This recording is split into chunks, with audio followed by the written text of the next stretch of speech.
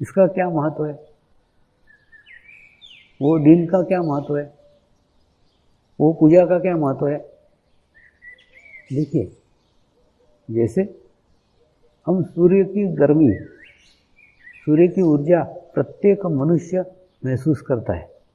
सूरज है ना, सूरज उगता है, उगने के बाद में सबको प्रकाश देता है, सबको ऊर्जा देता है। हाँ, जिसने दरवाजे खिड़कियां बंद कर रहे हैं उसकी बात अलग है, बाकी जिसने भी अपने दरवाजे खिड़कियां खोली है उनके घर में सूरज का प्रकाश आता है, सूरज की ऊर्जा आती है, प्रत्येक मनुष्य मात्र को आती है। लेकिन कितने लोगों को उसका एहसास है, कितने लोगों को फुर्सत है कि सूरज की ओर देखे, सूरज को नमस्कार करे, सूरज को धन्यवाद दे कि तेरी ऊर्जा के कारण मुझे उत्साह आया, मुझे अच्छा लगा। अब देखो ना, बरसात के दिनों में अगर सूरज नहीं उगता है कैसा वातावरण आ जाता है, एकदम सुस्ती वाला लगता है। क्यों? क्योंकि सूरज की ऊर्जा हमको प्राप्त हुई नहीं, बिल्कुल ऐसा का ऐसा ही है। कितने मनुष्यों को पता है कि अपने भीतर कोई आत्मा भी होता है, कोई परमात्मा आत्मा के रूप में हमारे भीतर बैठा हुआ है। कितने लोगों को एहसास है। ये एहसास करना, ये रिकॉग्निशन करना, इसको मानना, ये मान्यता देना, यही गुरु दीक्षा का महत्व है। गुरु तो सूरज की तरह सबको प्रकाश देगा, सबको ऊर्जा देगा, सबको एनर्जी देगा। लेकिन आपने उसको जाना क्या कि उसकी एनर्जी मुझे मिली है, उसकी ऊर्जा मुझे मिली हुई है।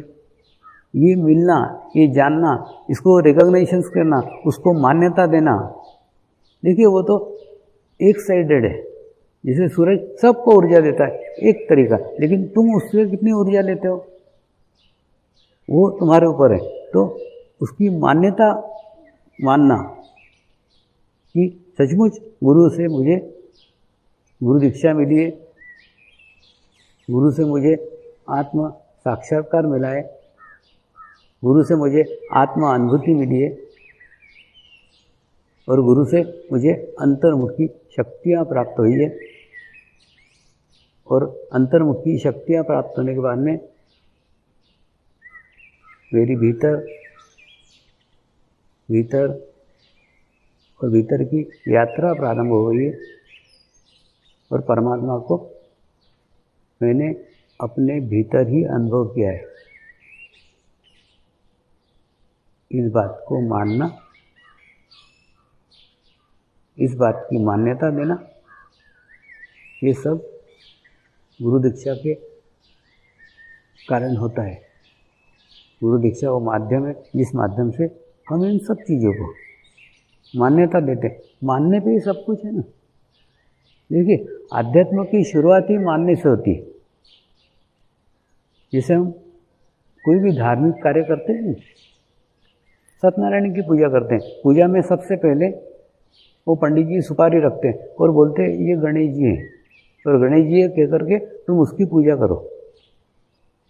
रोज हम सुपारी खाते हैं, हमको मालूम है कि ये हम सुपारी खाते हैं, वो सुपारी है, लेकिन उस समय सुपारी को हम गणेश जी मान करके पूजा करते हैं। यानी मानना, मानने से आध्यात्मिकता की शुरुआत होती है। कुछ भी मानना, देखिए मानना यानी क्या, जो दिख रहा है वो न देखते हुए जो नहीं दिख रहा है उसको देखना। सुपारी दिख रही है लेकिन सुपारी को नहीं देखने का, उसके भीतर गणेश तत्व को देखने का, गणेश जी को मानना। गणेश जी नहीं दिख रहे लेकिन उनको देखना, और सुपारी दिख रही उसको नहीं देखना। यही तो आध्यात्मिकता की शुरुआत है। गुरु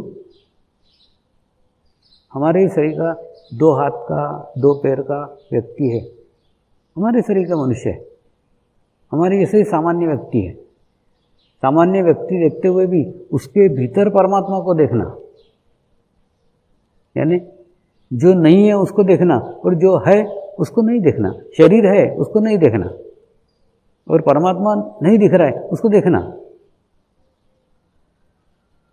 ये मानने से तो आध्यात्मिकता की शुरुआत होती है।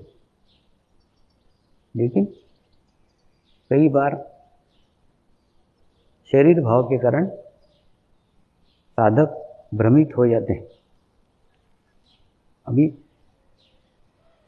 मुझे एक घटना याद आ रही है। इंग्लैंड में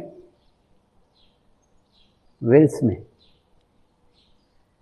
पत्रकारों का शिविर लिया था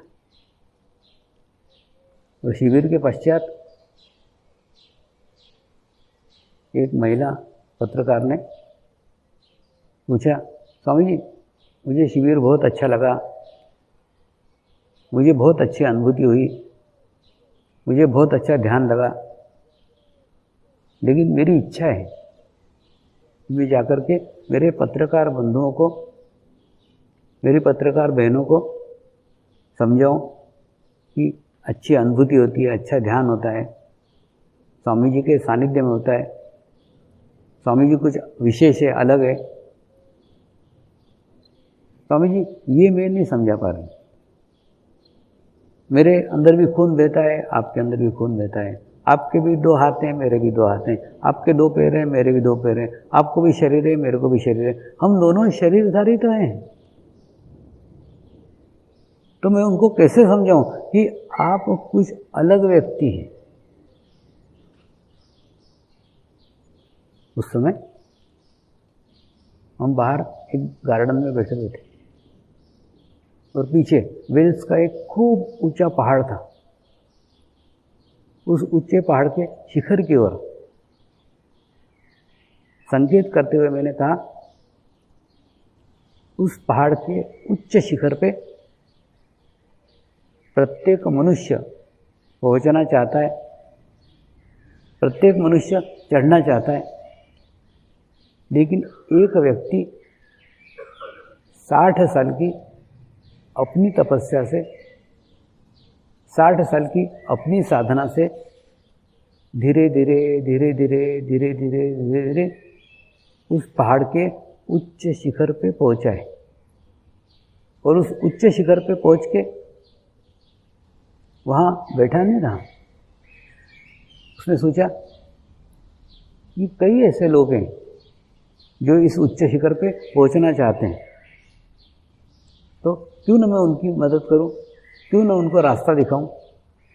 ऐसा सोच रख के, ऐसा विचार रख के, ऐसा भाव रख के वो व्यक्ति धीरे धीरे धीरे धीरे धीरे धीरे धीरे धीरे नीचे आया और आते हुए रास्ते के कांटे हटाते हुए आया, रास्ते के पत्थर हटाते हुए आया और धीरे धीरे आकर के नीचे आकर उसने एक गेट बनाया और गेट के पास में बैठ गया। और जो भी व्यक्ति आते थे ना, उनको बोलता था, तुमको उस पहाड़ के उच्च शिखर पे जाना है क्या?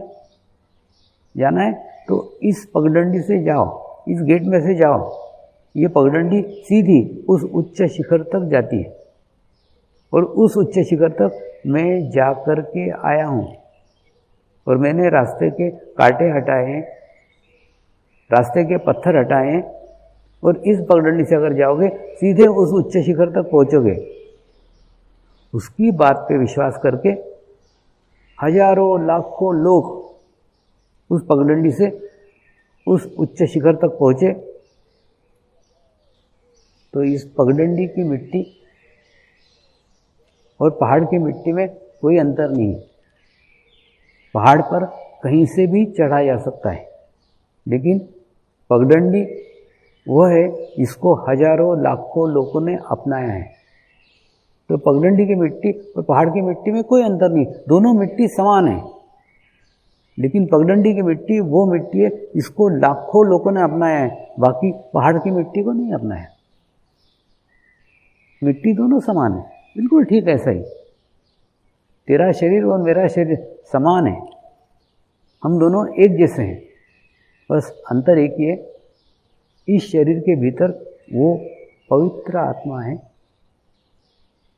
वो शुद्ध आत्मा है, जिस आत्मा के साथ लाखों लोगों की सामूहिकता, लाखों लोगों की कलेक्टिविटी जुड़ी हुई है, लाखों लोग इस आत्मा के साथ जुड़े हुए हैं और ये आत्मा लाखों लोगों के साथ जुड़ी हुई है। बस यही अंतर है, यही अंतर गुरु और शिष्य में होता है, कुछ नहीं। गुरु भी समान होता है, एक जैसा होता है, लेकिन